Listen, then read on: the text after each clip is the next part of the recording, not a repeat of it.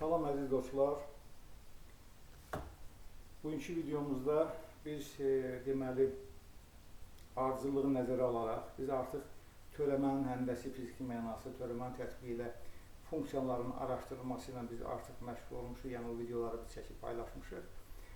Və biz axırıncı o törəmə haqqında, yəni diferensial hesabının sonuncu mövzusunu keçəndə biz dedik ki, növbəti deməli videolarımızda biz funksiyanın diferensialı haqqında danışacağıq, onun həndəsi mənası haqqında, funksiyanın diferensialının tərifi haqqında və onun həndəsi mənası haqqında danışacağıq və sonra ibtidai funksiya qeyri-müəyyən integral anlayışını verəcəyik. Ənəmdə sabit qalaraq, yəni bugünkü mövzumuz funksiyanın diferensialı haqqında olacaq. Yəni funksiyanın diferensialı nədir, onun tərifi və həndəsi mənasını izah edəcəyik və törəmə ilə diferensial arasında nə kimi fərq var, o fərq elə izah zamanı sizə aydın olacaq ki, nə kimi fərq var və s. və digər bir kimi məsələlərə baxacaq.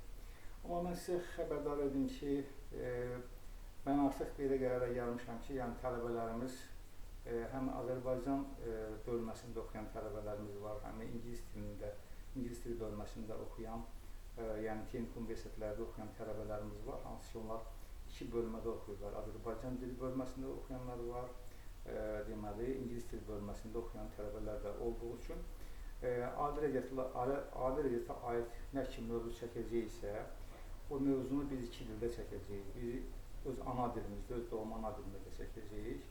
Digərində elə bil həmin eyni mövzunu, yəni həm də ingilis dilində çəkəcəyik. Məsələn, bugün mən funksiyanın diferensialını Azərbaycan dilində, yəni Azərbaycan bölməsində təhsil alan, texnik universitetdə təhsil alan tələbələr üçün bu izahı verirəm.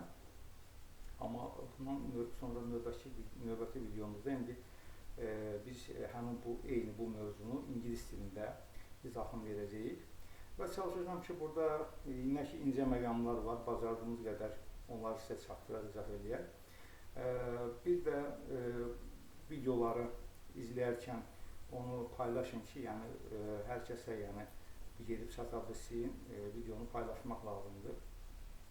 İkincisi də bizim videolara ardıcıl çəkməməyimizin müəyyən üzürlü səbəbləri var, ya da üzürlü sayəsiz. Mən bilirəm ki, indi bu videoları səbirsizlə gözləyən dinləyicilərimiz var. Amma mən onu nəzərə alaraq, mən bacardığım qədər, yəni vaxt edib bu videoları çəkəcəm.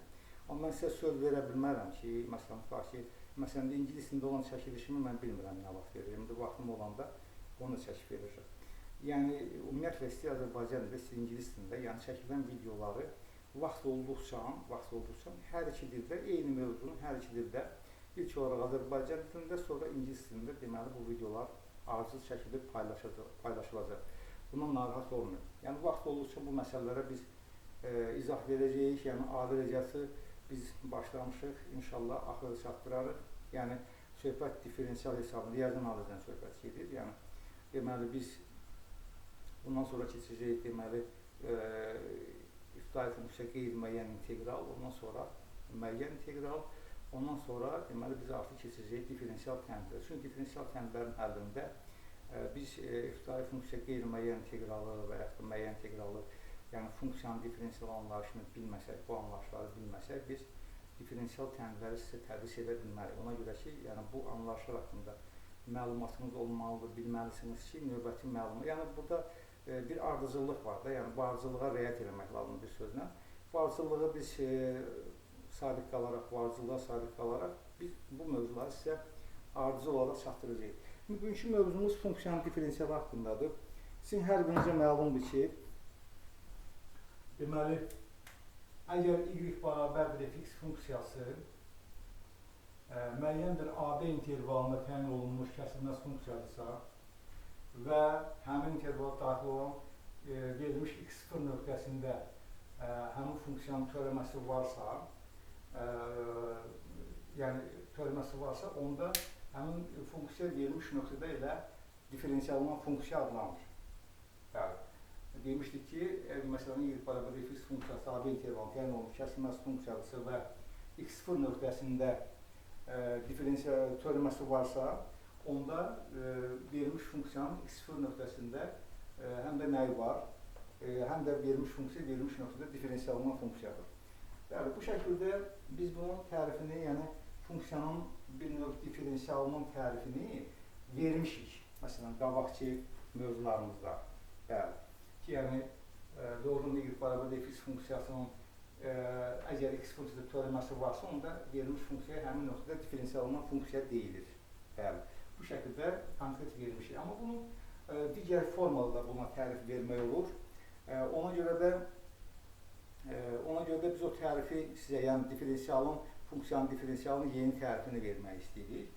Siz hər biriniz bilirsiniz ki, verilmiş y bərabər fx funksiyası AB intervalına təyin olunmuş kəsilməz funksiyası, onda onun həmin intervala daxil olan x0 nöqtəsində verilmiş funksiyanın artımı deməli delta y bərabərdir fx0 plus delta x minus fx0 şəklində təyin olunur.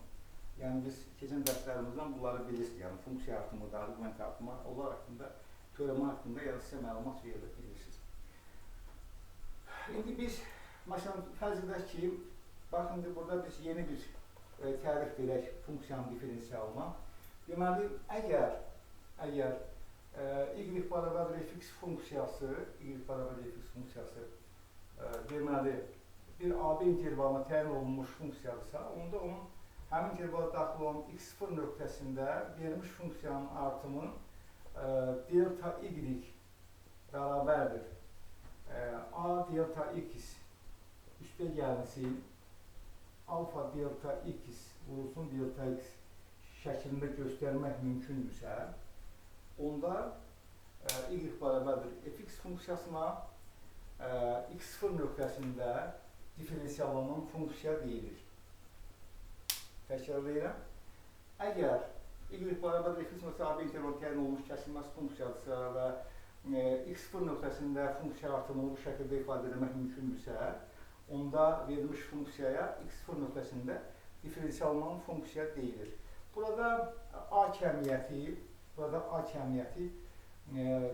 delta x artımından asılı olmayan bir kəmiyyətdir. Bəli. Amma alfa delta x isə deməli delta x yaxınlaşır 0 şərtində sonsuz istənilən funksiyadır.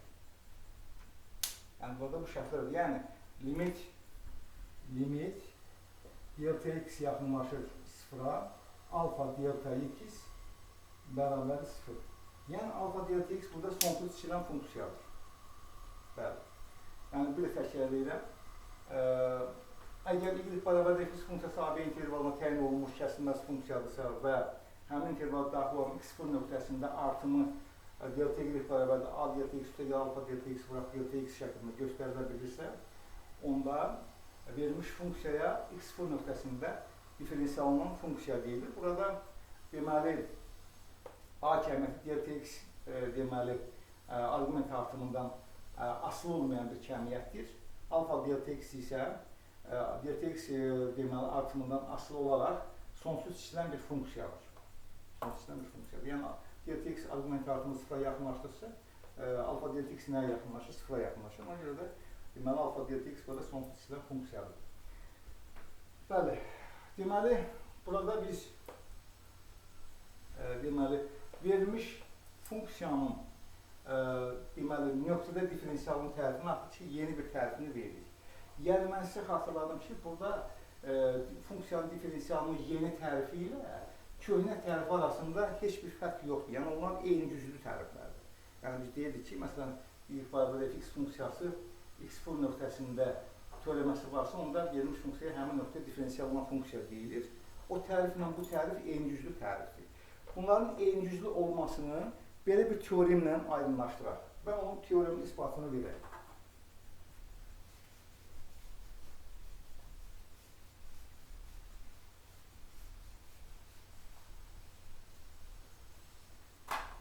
Əziz dostlar, deməli, teorem belədir.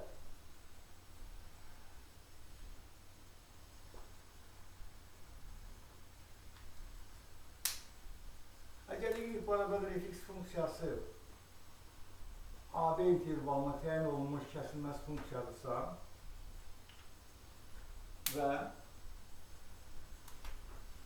x0 daxil bir AB nöqtəsində verilmiş funksiyanın artımını delta y bərabərdir A delta x üstəgəl alfa delta x vurulsun delta x şəklində göstərmək mümkündürsə, onda verilmiş y bərabərdir fx funksiyasının x0 nöqtəsində törəməsi var, yəni f(x)0 törəməsinin olması, daha doğrusu x0 nöqtəsində, onda y bərabərdir fx funksiyasının x0 nöqtəsində f(x)0 törəməsinin olması zəruri və kafi şərtdir. Teoremi də təşkil edək. Deməli, əgər y bərabərdir fx funksiyası AB intervalının təyin olunmuş kəsilməz funksiyası və x0-ın bu intervala daxil olan istənilən bir nöqtə kimi x0 nöqtəsində verilmiş funksiyanın artımını A delta x üstəgəl alfa delta x vurulsun delta x şəklində göstərilə bilirsə, onda verilmiş funksiyanın həmin nöqtədə f(x)0 şəklində törəməsinin olması zəruri və kafi şərtdir. Gəlin, şərtin zərurliyini ispat edək. Deməli, şərtin zərurliyini ispat etmək üçün biz elə fərz edirik ki, deməli, verilmiş funksiya AB intervalında, yəni x0 nöqtəsində onun artımı delta y bərabərdir A delta x üstəgəlsin alfa delta x vurulsun delta x şəklində verilib. Bəzdə ki, o artım bu şəkildə verilib. Elə deməli, teoremi şərtinə görə belə bunu yazsaq, deməli, verilmiş funksiyanın həmin nöqtədəki artımı, yəni x nöqtəsindəki artımı delta y bərabərdir A delta x üstəgəl alfa delta x şəklində verilir. Siz bilirsiniz ki, delta x istənilən halda sıfırdan fərqlidir. Bunu bilirsiniz. Delta x istənilən halda sıfırdan fərqlidir. Bilirsiniz ki, arqumentin deyək ki, bu intervala daxil olan x0 nöqtəsində ya soldan, ya sağdan bir lokallıq xarakter daşıyan, lokallıq kiçik ətrafında təyin olmuş başqa bir x götürsək, soldan götürsək, o x-i soldan götürsək, x-x0 delta x-ə bərabər olaraq sıfırdan kiçik olacaq. Sağdan götürsək, x-i x0 nöqtəsindən sağ tərəfindən götürsək, ədəd oxunda, onda bu olacaq x-x0 bərabər delta x və bu delta x sıfırdan böyük olacaq. Əgər bu sağdan götürülürsə. Deməli, sağdan buna plus işarələyək, soldan da minus işarələyək. Deyək ki, bu soldan götürülmüş x-dir, bu sağdan götürülmüş x-dir. Yəni, hər iki halda görürsünüz ki, artım birinci halda sıfırdan kiçik oldu, ikinci halda sıfırdan böyük oldu. Biz bunu keçən mövzularımızda bu nöqtələrə, bu məqamlara toxunmuşuq, demişik. Ona görə də delta x istənilən halda sıfırdan fərqlidir. Hətta belə x0-ın özü sıfır olsa da belə, tutaq ki, x0-ın özü sıfır götürsək də belə, onun istənilən ətrafından götürülənə də sıfırdan fərqli olacaq.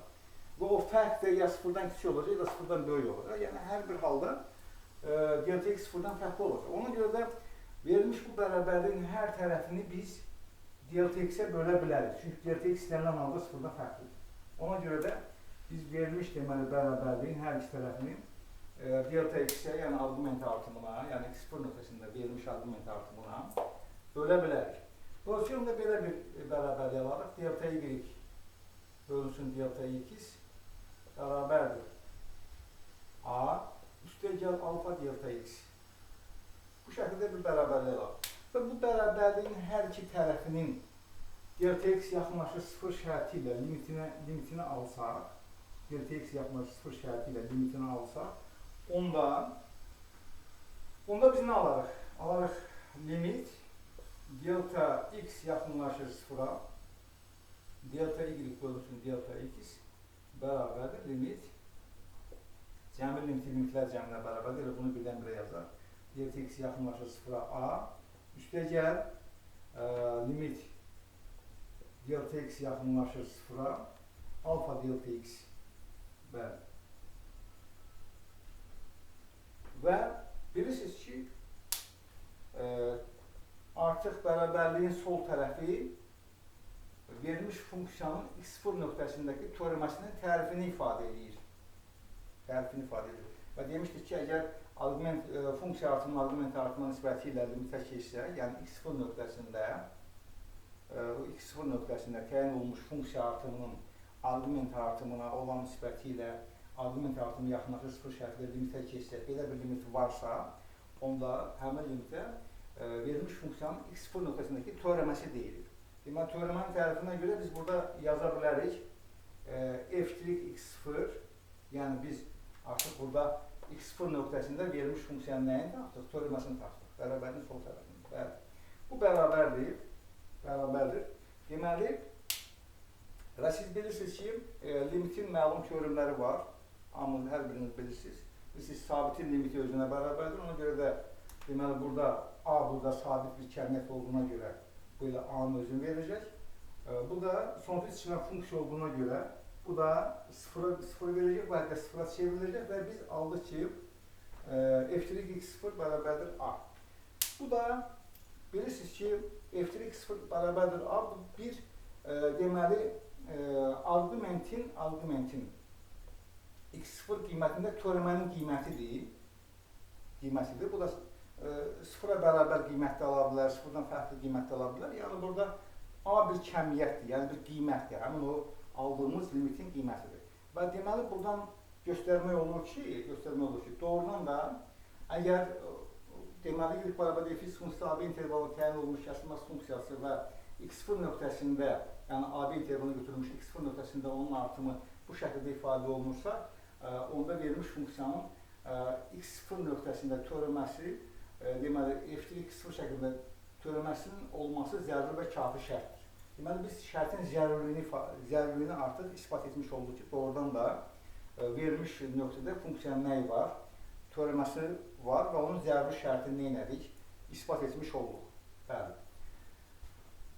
İndi gəlin şərtin kafiliyini ispat edək.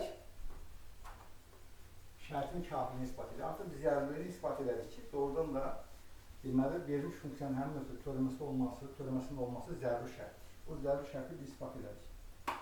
Deməli, kafiliyi ispat etmək üçün biz bilirik ki, kafi hal ümumiyyətlə deməli, biz fərz edirik ki, teoremin verilmiş şərtləri daxilində y bərabərdir fx funksiyasının x0 nöqtəsində f'(x0) teoreməsi var. f'(x0) teoreməsi var. Bəli. Fərz edirik. Deməli, onda biz bilirik ki, limit teoremənin tərifinə görə yaza bilərik ki, limit delta x yaxınlaşır 0-a, delta y bölünsün delta x bərabərdir f'(x0). Yəni, yaza bilərik. Bəli. Biz bunu yaza bilərik. Və bu şəkildə biz bunu həm də bu eyni güclü olar delta y bölünsün delta x bərabərdir f'(x0) deməli f'(x0) üstə gəlinsin alfa delta x. Bu şəkildə ki, alfa delta x funksiyası sonsuz içilən funksiyadır. Yəni, bu şəkildə ki, limit delta x yaxınlaşır 0 şərtində alfa delta x nədir?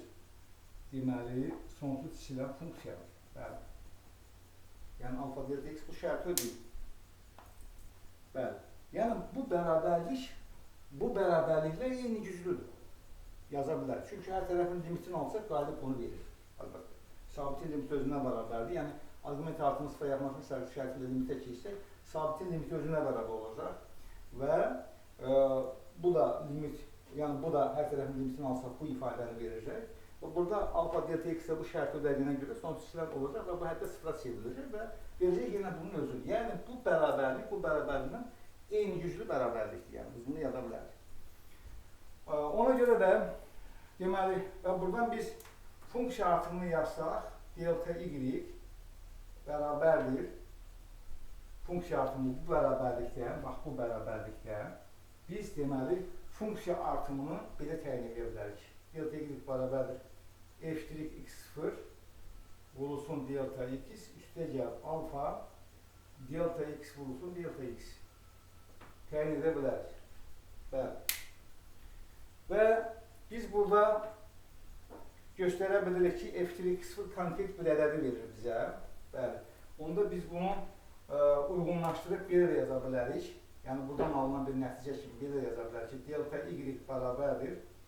Yəni biz burada f-lik x0-ın bir A kəmiyyətinin verilməsini ifadə edəsək və biz burada nə alırıq? A vurulsun delta x üstəgəl alfa delta x vurulsun delta x alırıq. Bəli.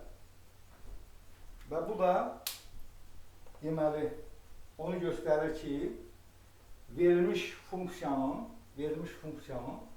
x0 nöqtəsindəki törəməsinin olması kafi şərtidir. Yəni kafi şərtin isbatıdır. Bax, isbat edək ki, doğrudan da həm teoremin deməli şərtinə görə həm zəruri, həm də kafi şərti biz ikisini də nə etdik? İsbat etmiş olduq ki, doğrudan da y bərabər fx funksiyası AB intervalında təyin olunmuş kəsilməz funksiyadırsa və x0 daxildir AB nöqtəsində verilmiş funksiyanın artımı delta y bərabərdir A vurulsun delta x plus alfa delta x vurulsun delta x şərtini ödəyirsə, yəni bu bərabər, belə bərabər bu şəkildə yazmaq mümkündürsə, funksiya artımını bu şəkildə yazmaq mümkündürsə, onda y bərabərdir fx funksiyasının həmin x funksiyasının törəməsinin olması, yəni f(x0) şəklində törəməsinin olması zəruri və kafi şərtdir. Və deməli biz burada həm zəruri şərti, həm də kafi şərti, deməli şərtin zərurliyini, həm də kafiliyini neyləmiş olduq? İspat etmiş olduq ki, doğrudan da bu teoremin doğruluğunu ispat etmiş olduq.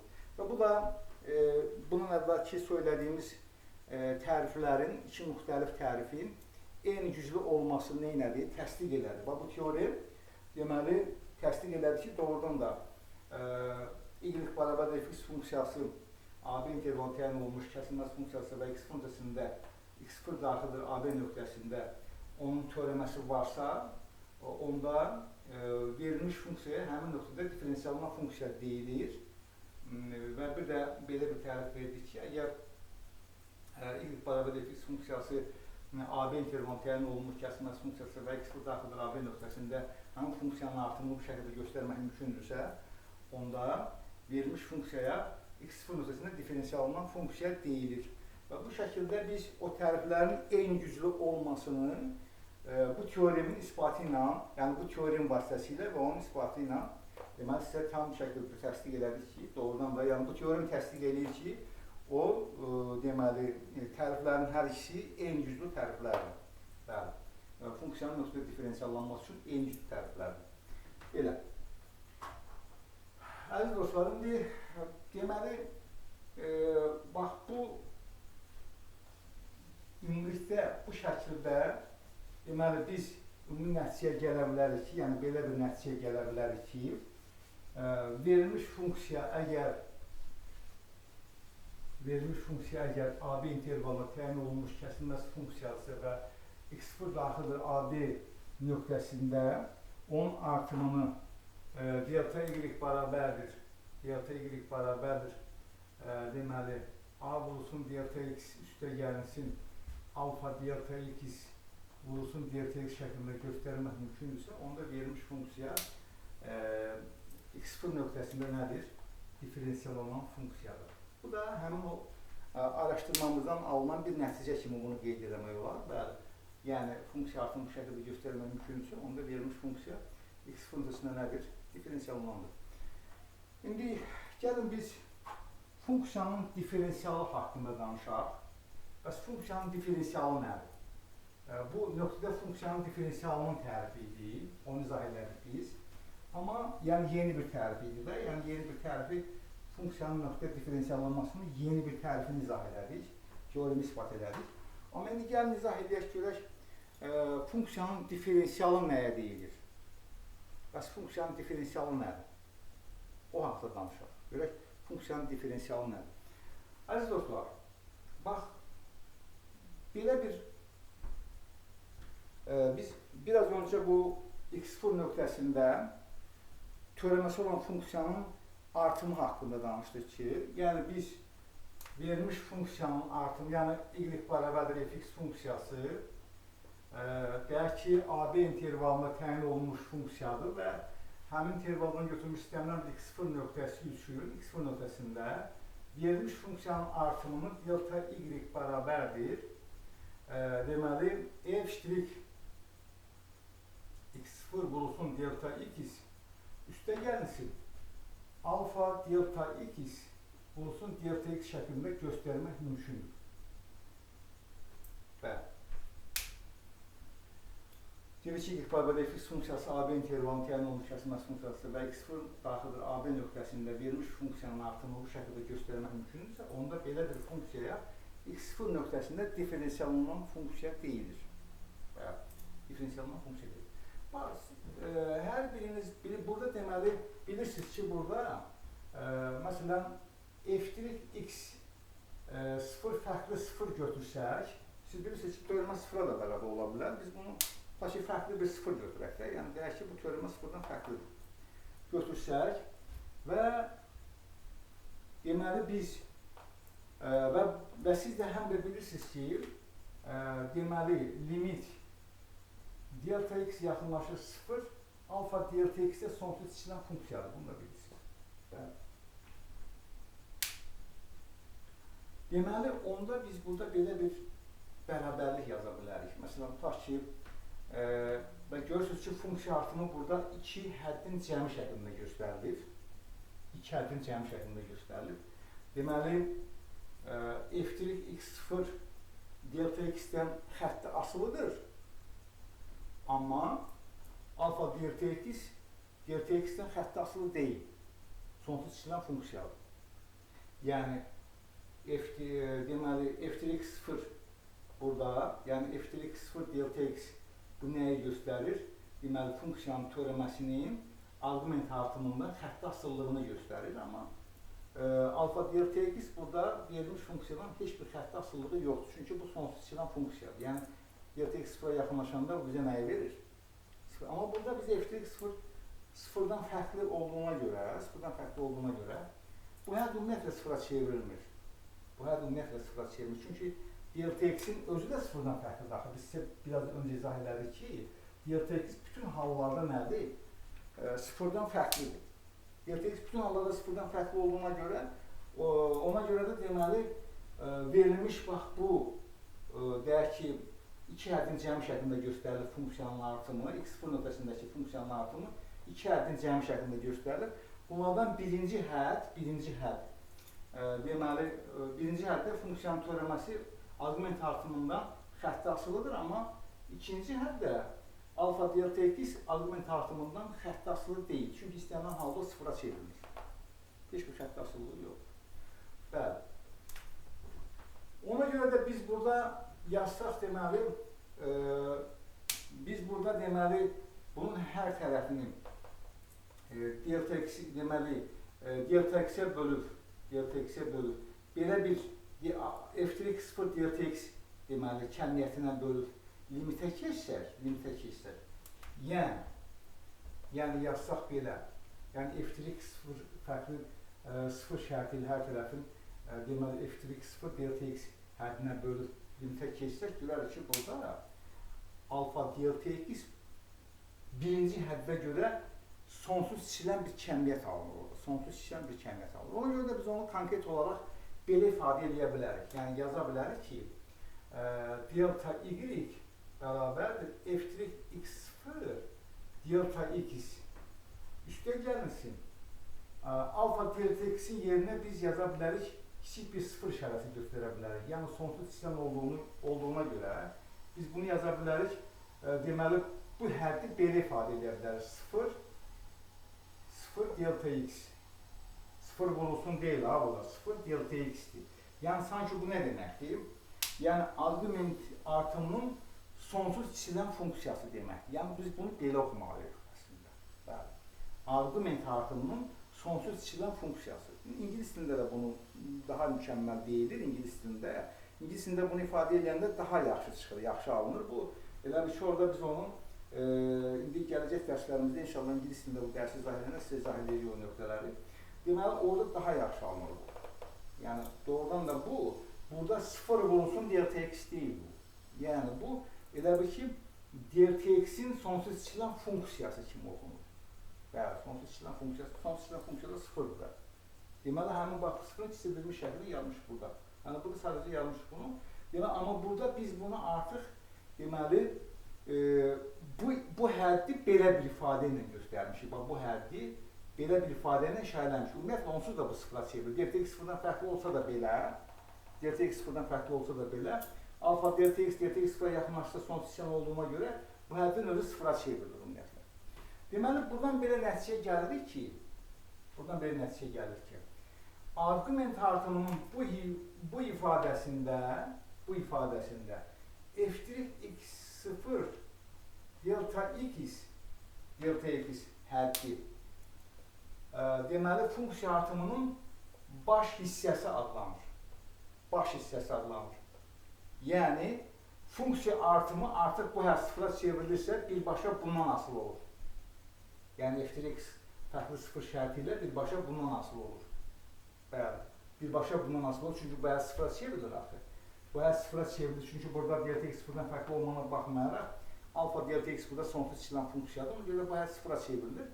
Və bu şərtdə, bu şəkildə biz deməli müəyyən edə bilirik ki, deməli, y bərabər fx funksiyası AB intervalına təyin olunmuş kəsilməz funksiyadır və həmin intervala daxil olan x0 nöqtəsində verilmiş funksiyanın artımını bu şəkildə göstərmək mümkündürsə, onda f'(x0) delta x həddi verilmiş funksiyanın artımını nə adlanır? Verilmiş həmin nöqtədəki funksiyanın artımının delta y-in baş həddi, baş hissəsi adlanır. Buna baş hədd, baş hissə də deyə bilərik. Baş hissəsi və yaxud da baş həddi adlanır. Deyə bilərik.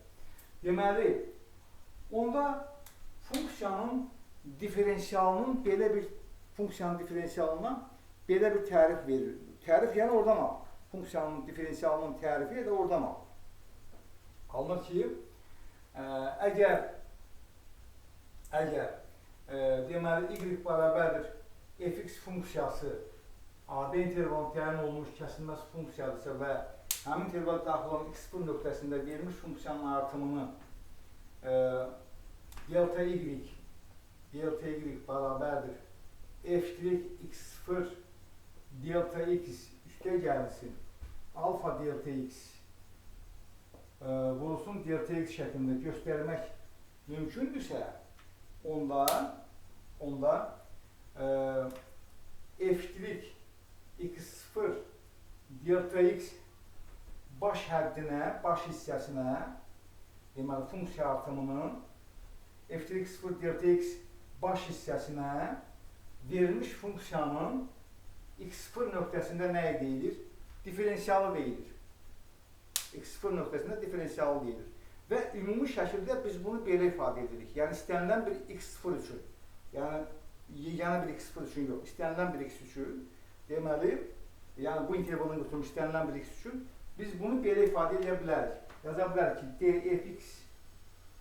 dfx bərabərdir, deməli, f'(x) delta x və bu şəkildə işarə edə bilərik.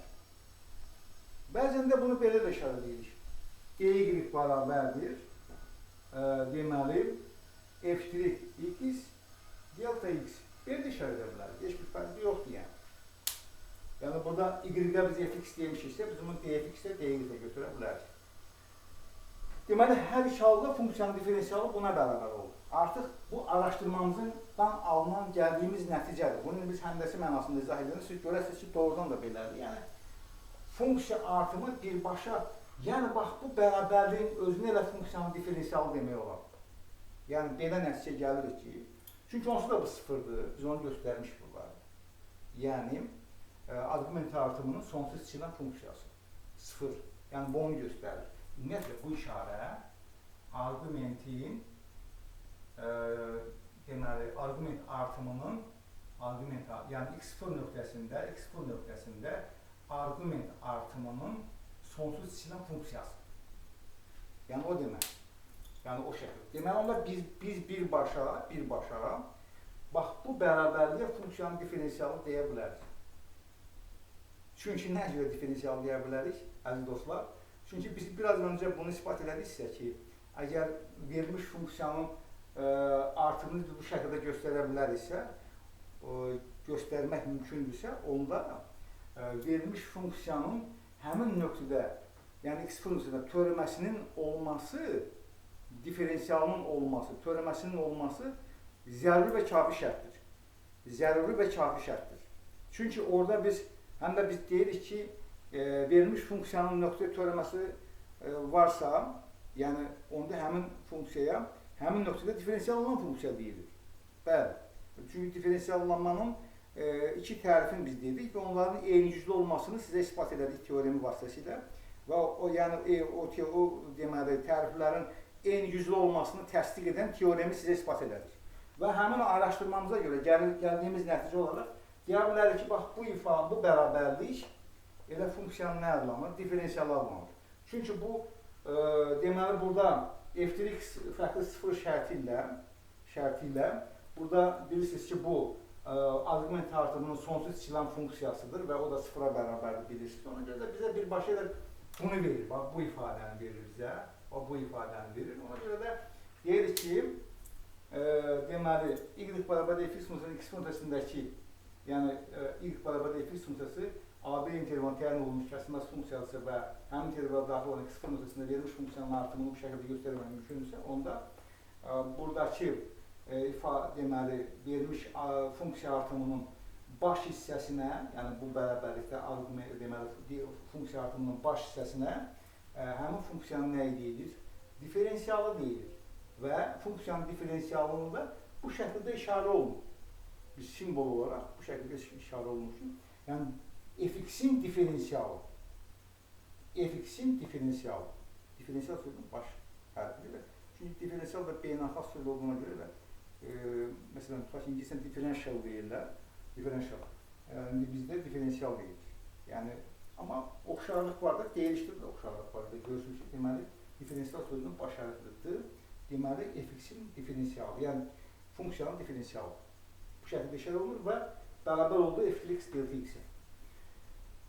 Və bu şəkildə deməli, biz verilmiş funksiyanın diferensialının tərifini verdik. İndi gəlin burada biz arqument artımını biz burada, məsələn, biz sərbəst dəyişənin arqument artımını biz burada daha necə ifadə edə bilərik? Yəni, burada o da var. Yəni, araşdırmalarda, yəni, bu mövzu haqqında, bu problem haqqında vaxtı ilə alimlər düşünəndə, orada hər cürə araşdırmalar aparılır. Yəni, bu araşdırmanı biz izah edəcəyik. Yəni, burada elə bir ciddi, böyük bir araşdırma da yoxdur. Yəni, sadəcə bilirsiniz ki,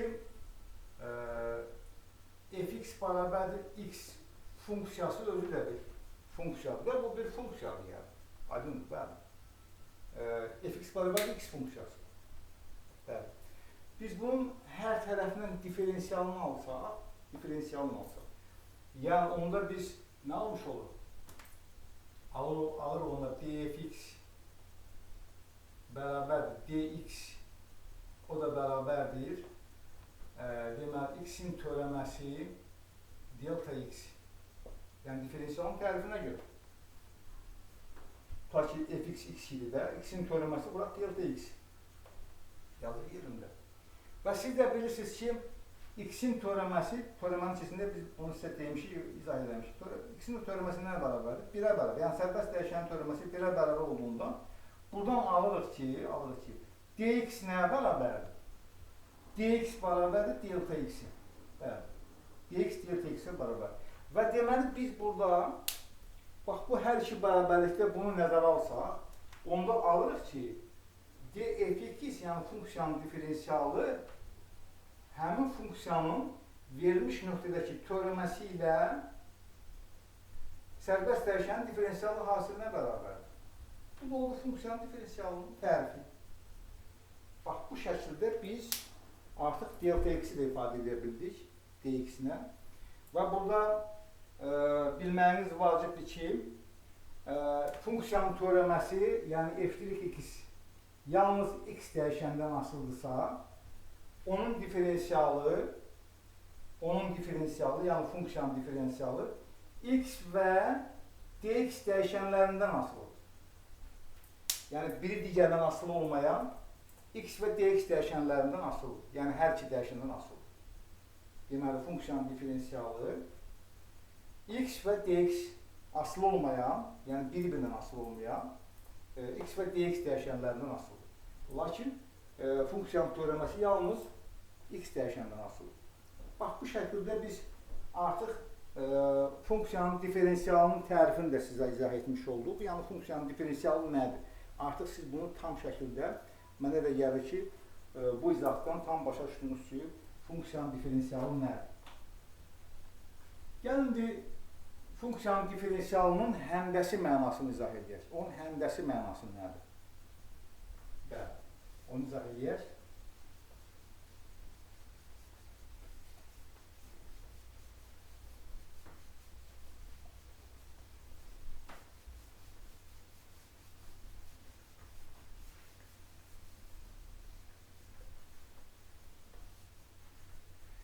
Bəli, deməli, əziz dostlar, fərz edək ki, koordinat müstəvisində biz bunu həndəsi olaraq izah eləmək üçün deməli, diferensialın tərifinin, ümumiyyətlə, funksiyanın diferensialının həndəsi mənası nədir? Törəmənin həndəsi mənasını siz bilirsiniz, yəni biz onu keçən dərslərimizdə sizə dedik, izah elədik ki, ümumiyyətlə, törəmənin özü bir təbiət hadisəsidir. Hər bir təbiət hadisəsi də bir fiziki prosesdən keçir, yəni bir fiziki hadisə kimi qiymətləndirilir, dəyərləndirilir və göstərdik ki, elə törəmənin tərifi doğrudan elə fiziki mənadan alınır. Yəni, törəmənin fiziki mənası törəmənin tərifindən sonra verilir, amma əslində elə törəmənin tərifi də fiziki mənadan gəlir, yəni təbiətdən gəlir. Siz də bilirsiniz ki, fizika təbiət fənnidir. Bəli. Ona görə də deməli, törəmənin tərifi də təbiətdə baş verən bir hadisənin xaraktericidir, hansısa bir hadisənin. Hansısa bir cismin hərəkətini biz funksiya dilində göstərsək və orada cismin getdiyi yolun zamana görə deməli, zamana bölməklə, yəni deməli, yer dəyişmənin zaman dəyişməsinə olan nisbəti orta sürəti ifadə edir və burada biz arqument artımı, yəni orada zamanın sıfıra yaxınlaşması şərtində zaman dəyişməsi bir zaman artımı verir. Yəni zaman artımının sıfıra yaxınlaşması şərtində ani sürəti tapırıq. Həmin ani sürət verilmiş funksiyanın həmin o andakı törəməsidir. Yəni x0 anındakı, yəni t0 anındakı törəməsidir. Bu elə təbiətdən gələn bir deməli mövzudur. Törəmə anlayışı, yəni təbiətdən gəlir və biz onu elə o fiziki mənadan alınır o törəmənin tərifi. Törəmə sözünün özü də keçən dərslərimizdə biz izah eləmişik. Törəmənin özü, yəni yeni bir funksiya yaranır o törəmədən. Deməli, biz sizə konkret izah elədik ki, orada, konkret deyəndə lap geniş şəkildə izah elədik ki, istənilən sabit funksiyada, deməli, funksiyanın törəməsi yeni bir funksiya verir. Sadəcə bir dənə sıfırdan başqa, yəni sıfır da sabit bir funksiyadır və deməli, sabit funksiyanın törəməsi sıfıra bərabərdir. Yəni, ona görə də sıfırın da törəməsi də sıfıra bərabər oldu. Yəni, bir dənə orada yeni funksiya alınmadı sıfırın törəməsində. Yəni, sıfırın törəməsi də özünə bərabər oldu. Deməli, o doğrudan təsdiq edir ki, həm də ədəd oxunda Hind alimlər onu qəbul edəməsəydi, biz sıfır olmasaydı ədəd oxu, yəni, mənə elə gəlir ki, tam şəkildə özünü ifadə edə bilməzdi. Ona görə ki, orada vahid parçadan, məsələn, tutaq ki, mənfi birdən müsbət birə necə keçə bilərdi? Orada bizə vahid parça lazım idi. Vahid parça lazım idi ki, biz mənfi birdən hansısa bir kəmər ya da ədədə keçək və oradan keçək müsbət birə. Yəni, burada vahid parçadan söhbət gedirsə, deməli, özdə görürsünüz ki, ədəd oxunda mənfi birdən müsbət birin arasında iki vahid parça var, yəni iki vahid parça var. Deməli, o iki vahid parçanın deməli, birləşməsi bir parça verir, həmin parçanın mərkəzi deməli, qəbul olunmuş ki, bu sıfır olsun, yəni heç bir şey ifadə edəməyən, yəni əslində sıfır ədədi əslində ifadə edir, özü də bir funksiyadır. Amma məsələn, tutaq ki, natural sayda sıfır heç nə deməkdir, məsələn, heç nə deməkdir. Yəni, natural ədədlərin genişlənmiş formasını götürsək, sıfır da daxil edilsə ola, sıfır heç nə deməkdir. Amma heç nə olduğuna baxmayaraq, yəni say etibarilə heç nə olmağına baxmayaraq, o bir funksiyadır, yəni sabit funksiyadır. Ümumiyyətlə, törəmə anlayışını biz izah eləmişik, onun həndəsi mənasını izah eləmişik. İndi o nöqteyi nəzərdən deməli, iki mövzumuz da funksiyanın diferensialının həndəsi mənasını izah edək. Deməli, dostlar, koordinat müstəvisi çəkək. Koordinat müstəvisində fərz edək ki, bircəxli Descartes koordinat sistemidir. koordinat başlanğıc olsun. Deməli, fərz edək ki, verilmiş funksiyanın qrafiki belə bir qrafikdir, fərz edək. Belə bir qrafikdir, verilir. Və deyək ki, bir A nöqtəsi qeyd edək burada. A nöqtəsi, həmin o qrafikin üzərində bir A nöqtəsi qeyd edəsək. Görərsiniz ki, burada deməli, A nöqtəsi fərz edək x0, y0 koordinatları x0, y0 olsun. Bunu da qeyd edək.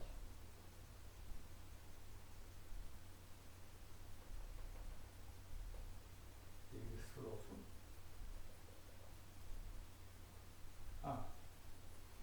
Yəni, bax, bu A nöqtəsində verilmiş funksiyanın qrafikində bir toxunmanı çəkək.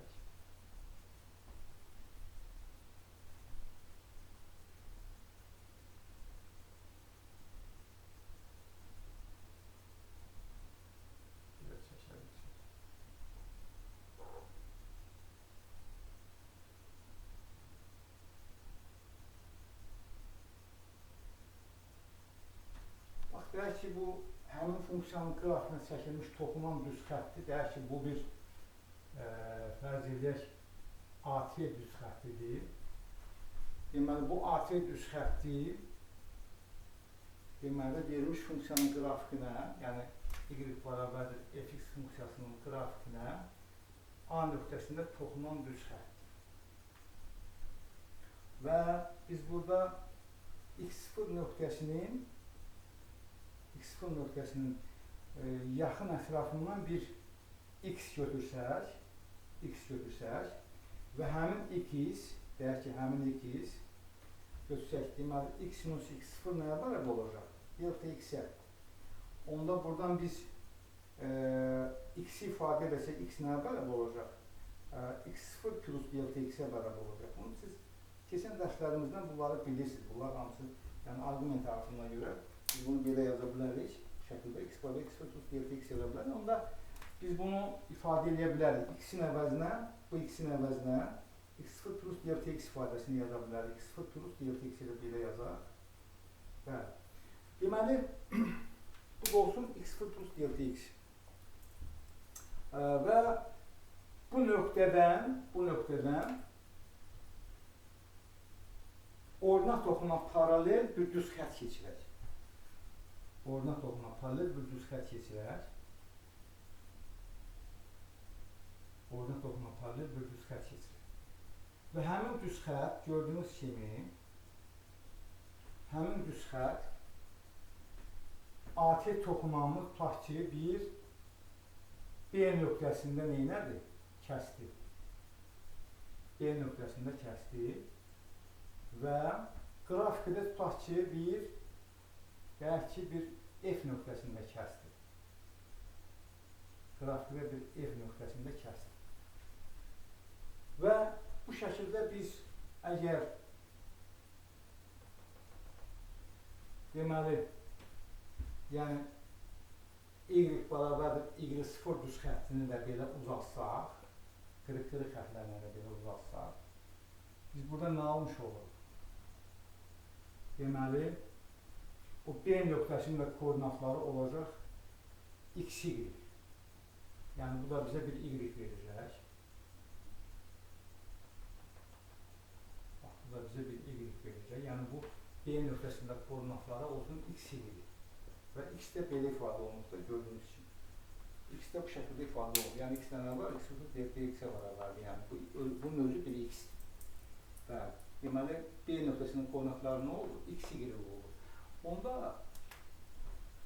və bunu da belə uzatsaq, yəni bizim məqsədimiz var bunu uzatmaqda, sizə müəyyən şeyləri izah etmək üçün funksiyanın diferensialın həmləsi mənası nədir ümumiyyətlə? Deməli, əziz dostlar, burada görürsünüz ki, funksiya artımı bilirsiniz ki, y minus y0-dır. Yəni, bizə nəyi verəcək? Bu bizə verəcək delta y funksiya artımı verəcək. Və biz də bu nöqtəni də burada bir düzbucaqlı üçbucaq aldıq.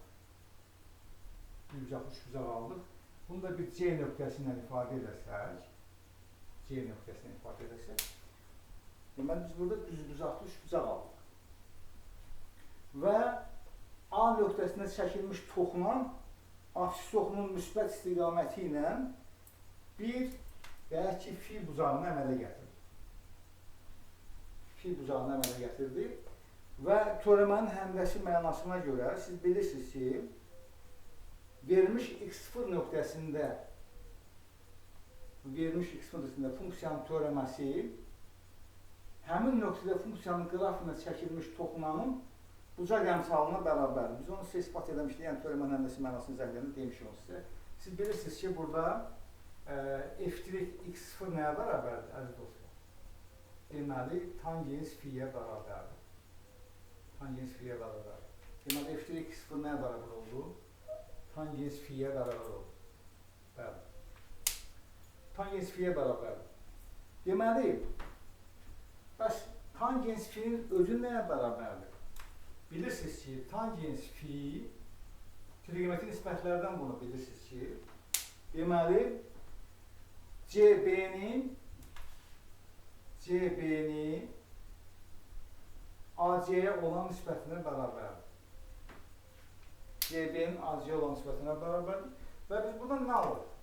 CB bərabərdir. Deməli, CB bərabərdir. Tangens fi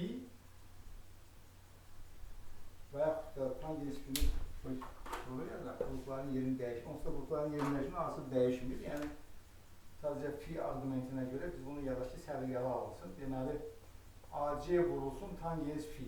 Belə yazaq. Yəni, buradan alın. CB nə bərabər oldu? AC vurulsun tangens fiyə bərabər oldu. Və burada CB-nin özü nədir? CB-nin özü gördüyünüz kimi burada, CB-nin özü delta y-dir, yəni funksiyanın artımıdır. Bax, göstərmiş burada, funksiyanın artımıdır, bəli. Funksiyanın artımıdır. Bəli, deməli, funksiyanın artımı, yəni, biz burada AC-ni də nəzərə alsaq, AC burada nədir? AC burada delta x artımıdır. Bax, bunu da belə yazaq.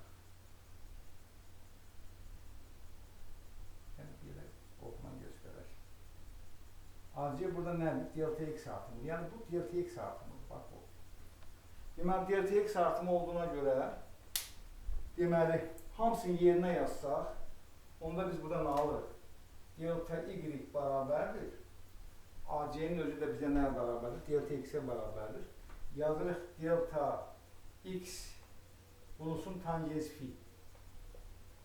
Və tangens fi funksiyanın həmin nöqtədə x funksiyasının teoremasına bərabər olduğu üçün onda biz burada yazırıq delta y bərabərdir. F teorema x0 vurulsun delta x. Və biz burada deməli diferensiyalın həndəsi mənasını aldıq ki, diferensiyalın həndəsi mənası nədir? Diferensiyalın həndəsi mənası budur ki, deməli, toxunma nöqtəsində qrafikə çəkilmiş, deməli, A nöqtəsində qrafikə çəkilmiş toxunanın, deməli, toxunma nöqtəsinin apsisinin deməli, delta x artımına görə funksiya delta y artımı alır. Ona uyğun olaraq funksiya delta y artımı alır, həmin nöqtədə ona uyğun delta y artımı alır. Yəni, deməli, biz burada dedik ki, əgər funksiya artımını, biz onu biraz öncə demişdik sizə, bu şəkildə göstərmək mümkündürsə, yəni göstərdik ki, funksiya artımını x0 nöqtəsində təyin olunmuş funksiya artımını delta y bərabərdir. Deməli, f(x0) delta x üstəgəlsin alfa delta x vurulsun delta x şəklində göstərmək mümkündürsə, onda burada verilən funksiyanın artımında, yəni x0 nöqtəsindəki artımında verilən baş hissəyə verilmiş funksiyanın nəyi deyilir? Diferensiyal deyilir. Deməli, bu baş hissə, həmin bax bu baş hissə.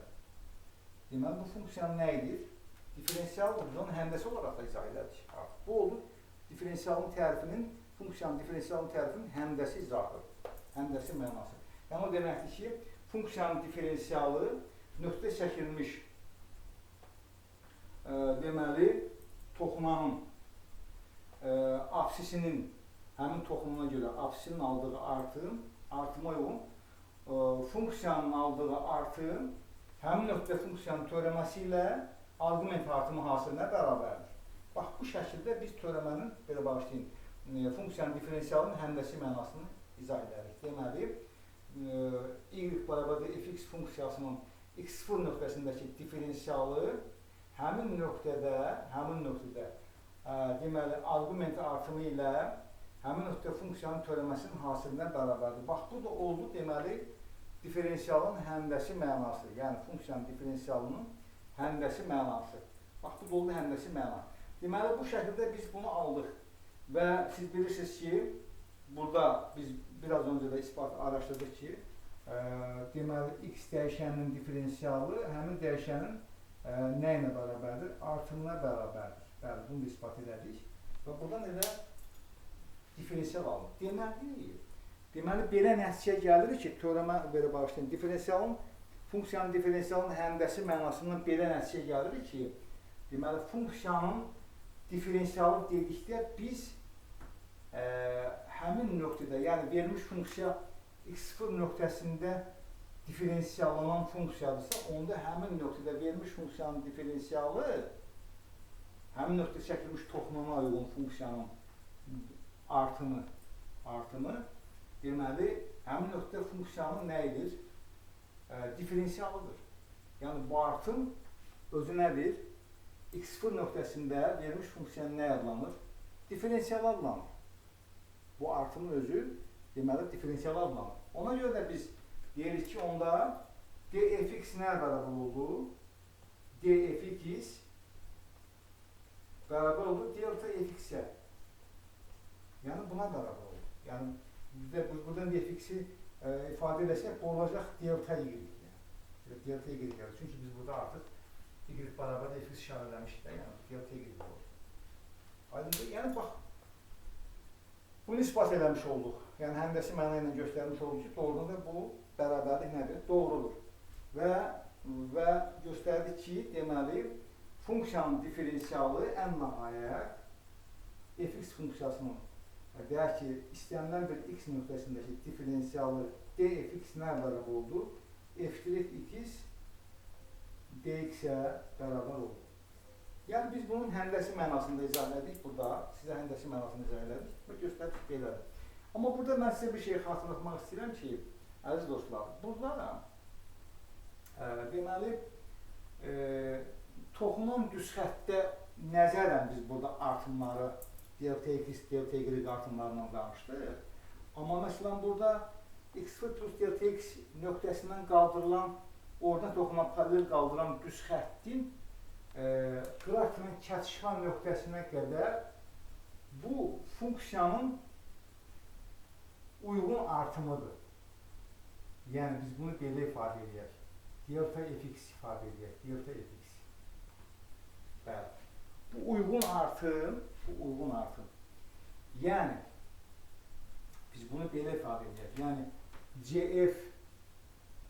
cf bərabərdir delta fx ifadə edək. Sonra cb bərabərdir delta y ifadə edək. Deməli, verilmiş funksiyanın x0 nöqtəsindəki diferensialı verilmiş funksiyanın x0 nöqtəsindəki diferensialı ona uyğun funksiya artımından böyükdə ola bilər. Bax, görürsünüz, burada böyükdür, bax. Delta y, delta fx-dən nədir? Böyükdür. Böyükdə ola bilər, kiçikdə ola bilər. Çünki burada funksiyanın, deyək ki, toxunma nöqtəsi gələr, burada kəsişər. Deməli, burada funksiyanın uyğun artımı gələr. Yəni, o baxır, qrafikin verilməsinə, funksiyanın hansı şəkildə verilməsinə, funksiyanın qrafikinə baxır, onun formasına baxır. Yəni, ona görə də, deməli, orada o fikirlər, o üç hal orada ola bilər. Deməli, həmin nöqtədə funksiyanın diferensialı funksiyanın uyğun artımından böyük ola bilər, uyğun artımından kiçik ola bilər, yəni delta x-dən kiçik ola bilər, diferensialından söhbət gedir. Funksiyanın diferensialı delta y-ə bərabərdir. Delta y-ə bərabərdir. Bu da göstərir ki, funksiyanın diferensialı nəyə bərabər oldu? Həndəsə olaraq delta y-ə bərabər oldu. Deməli, bərabər də ola bilər. Deməli, 3 hal ola bilər burada. Funksiyanın diferensialı funksiyanın uyğun artımından böyük ola bilər, kiçik ola bilər və bərabər ola bilər. Və yaxud da bərabər ola bilər. Və yaxud. Yəni, burada üçü də eyni zamanda ödəmək mümkün deyil. Ona görə və yaxud deməliyik burada. Yəni, o 3 halın üçü də eyni zamanda ödənə bilməz. O 3 haldan biri ödənə bilər. Ona görə də biz burada da və yaxud deməliyik. Ona görə ki, burada deməli, riyazi məntiqin funksiyalarını biz izah edəmişik. O mətndən biz kənara çıxmayaq da. Cümləmizdə, ifadəmizdə o məntiqlə danışaq ki, yəni qarşı tərəf bizi düzgün başa düşə bilsin. Yəni, o halın üçü də eyni zamanda ödənməyi mümkün deyil. Ona görə də deməli, ya böyük ola bilər, ya kiçik ola bilər, ya bərabər ola bilər. Yəni, onu demək istəyir. Deməli, funksiyanın diferensialı funksiyanın uyğun artımından böyük ola bilər, kiçik ola bilər və bərabər ola bilər. Burada görürsən, bax, burada funksiyanın diferensialı funksiyanın uyğun artımından böyükdür. Bu parçanın uzunluqları ilə müqayisə edəndə BC FC-dən nədir? Böyükdür. Bax, bu şəkildə BC FC-dən nədir? FC-dən böyükdür. Ona görə də bax, bu şəkildə yanaşdığımız bu şəkildə verilmiş funksiyanın diferensialı həmin funksiyanın uyğun artımından böyükdür artıq. Yəni, BC FC-dən nədir? Böyükdür. Bu şəkildə. Əziz dostlar, bugünkü mövzumuz bu qədər. Mənə də gəlir ki, indi funksiyanın diferensialını artıq biz keçdik sizə. Yəni, istəyənlər bir funksiyanın diferensialını artıq siz özünüz tapa bilərsiniz. Məsələn, tutaq ki, deyək ki,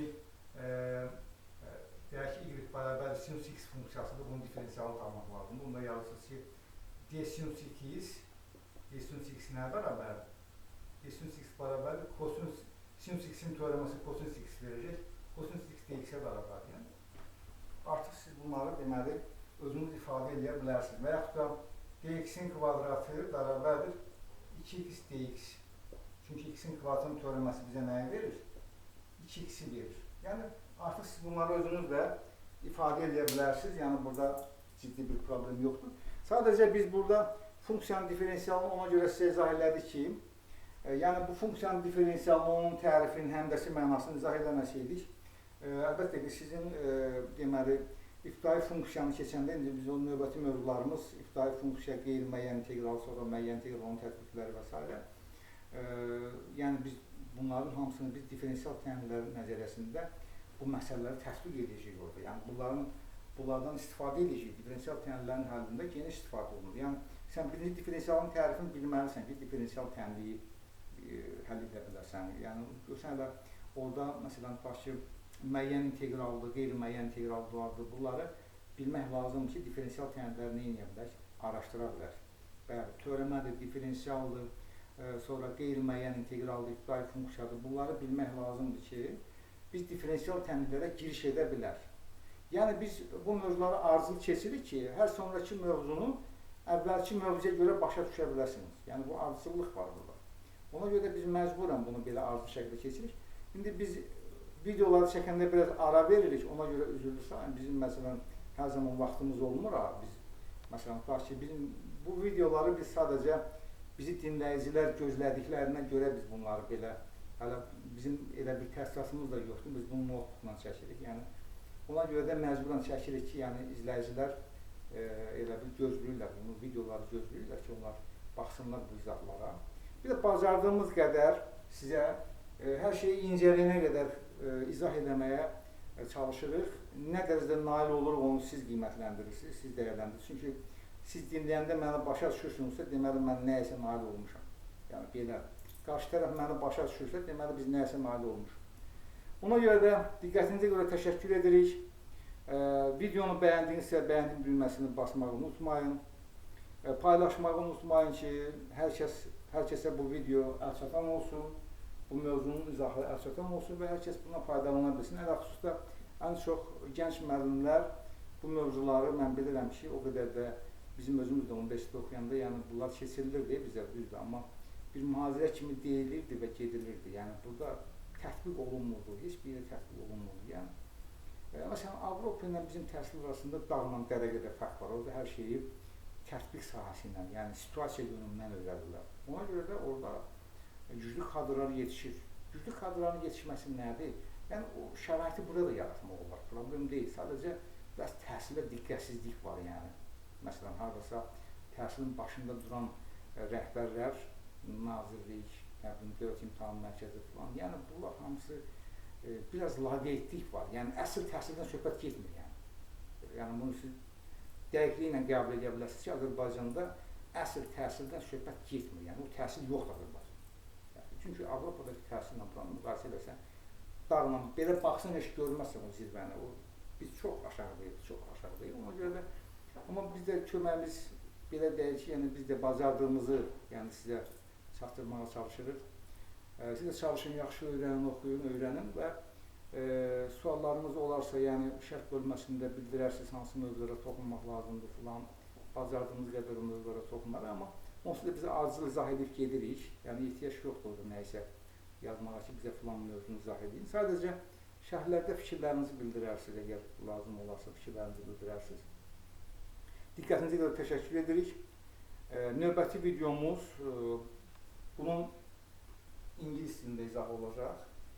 Yəni ingilis dilində bunu izah edəcəyik sizə bu mövzunu. Çünki ingilis dilində, ingilis dili bölməsində təhsil olan tələbələr üçün, texnik universitetdə oxuyan tələbələr üçün bu mövzunun izahını ingilis dilində verəcək. Yəni, ümumiyyətlə, indən belə nə mövzu izah olunacaqsa, birinci Azərbaycan dilində izah olunacaq, Azərbaycan bölməsində olan tələbələr üçün. İkinci, ingilis dilində izah olunacaq, ingilis dili bölməsində təhsil olan tələbələr üçün bu izah olunacaq. Bəli, diqqətinizə görə təşəkkür edirik, sağ olun. Gələn videolarda görüşənə qədər, sağ olun.